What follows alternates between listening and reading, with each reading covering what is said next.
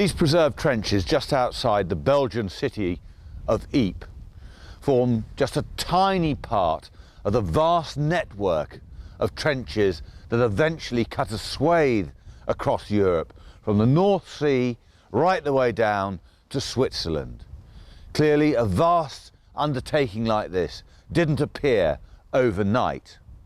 This programme is about the transition from open green fields to this.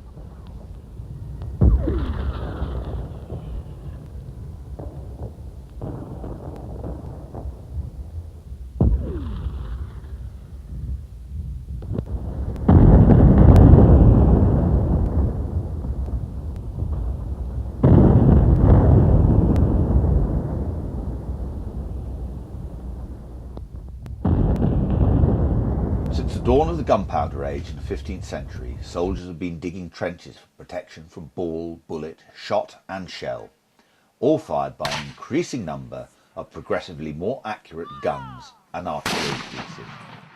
In the early days, with relatively few guns and cannon on the battlefield, the labour involved in digging trenches was normally confined to siege warfare.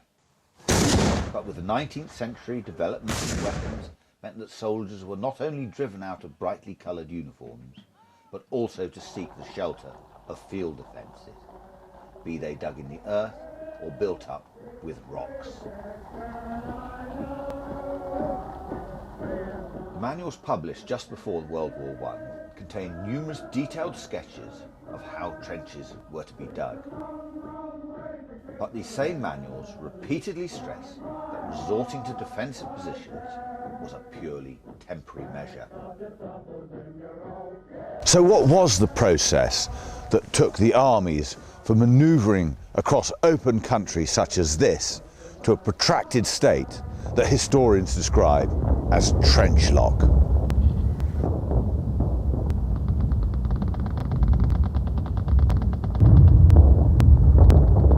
The arms race that had been going on for most of the 19th century across Europe resulted in the great powers fielding vast armies numbering millions of men.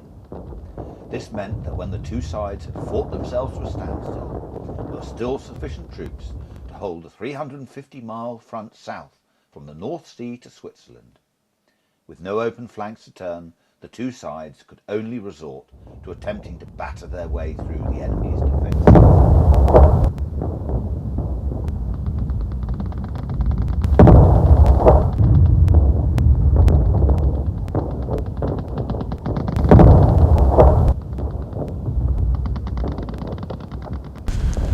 Although the British Expeditionary Force dug some simple and very temporary trenches during the first month of the war, what we today know as trench warfare really didn't begin until Field Marshal Sir John French, the British commander, issued an order on the 15th of September 1914. The Commander-in-Chief wishes the line now held by the Army to be strongly entrenched, and it is his intention to resume a general offensive at the first opportunity.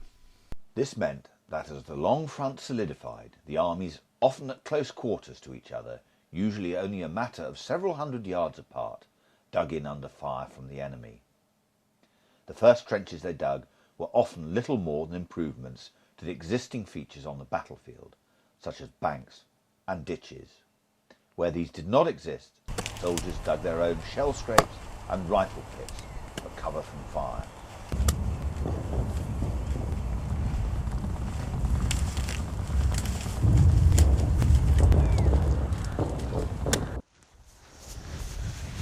Each soldier would have dug his own shell scrape or rifle pit.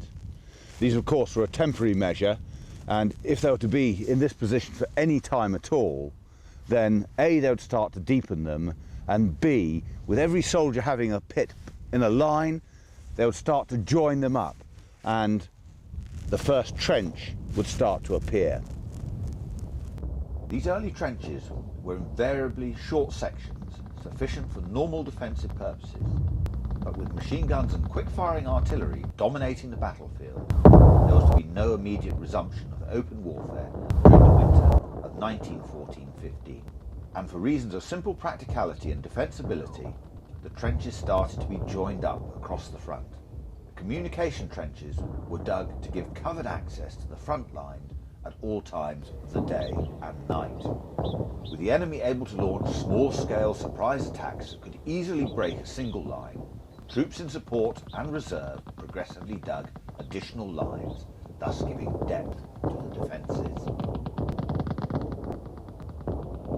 In front of the trenches, increasingly deep belts of barbed wire were placed to make the defensive system all but impregnable. In late October, as trench warfare set in, a German soldier wrote home expressing the feelings that must have been shared by the men of both armies. The war has got stuck into a gigantic siege on both sides. The whole front is one endless fortified trench, and neither side has the force to make a decisive push. A week later he wrote, Everyone is getting ready for a winter campaign. As far as I can judge, there is no possibility of an early finish. And he finished with the prophetic words, This business could last a long time.